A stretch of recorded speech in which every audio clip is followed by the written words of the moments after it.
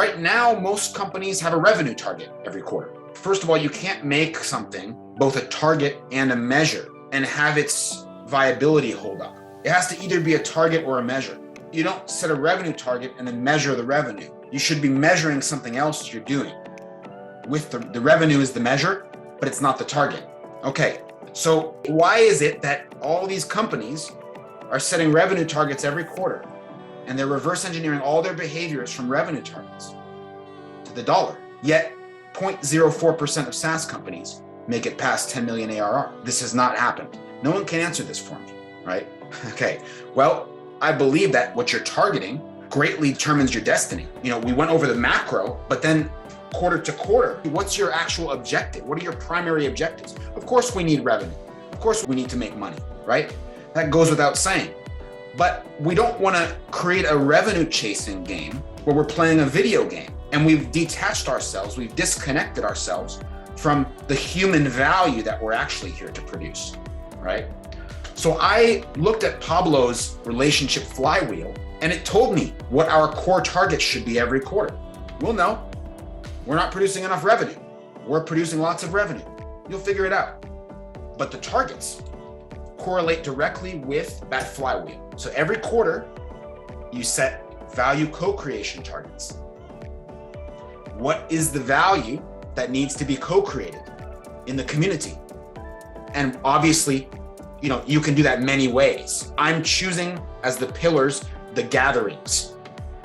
You could co-create a book. You can co-create an article. You can co-create a video series, a webinar. You can co-create many things. The gathering is the strongest pillar for community to me. Other things are good too. No problem with doing those things, right? Who are we going to co-create value with and what value does the community need right now? Relationship.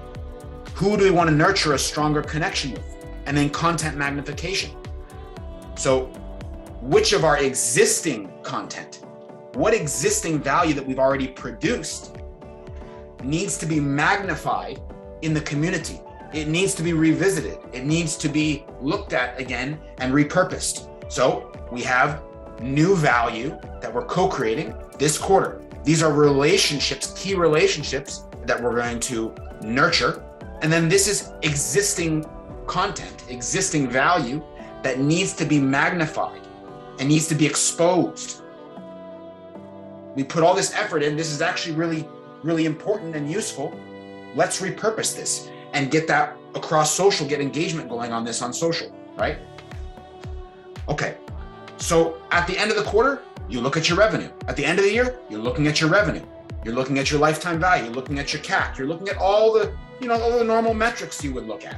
But they're measurements. If they cease to be the target, they actually become an excellent measurement. But if you make them both the target and the measurement, and none of your activities are based on the actual objective that you have, which is to build community movement, create a successful customer ecosystem, you're probably half-assing things.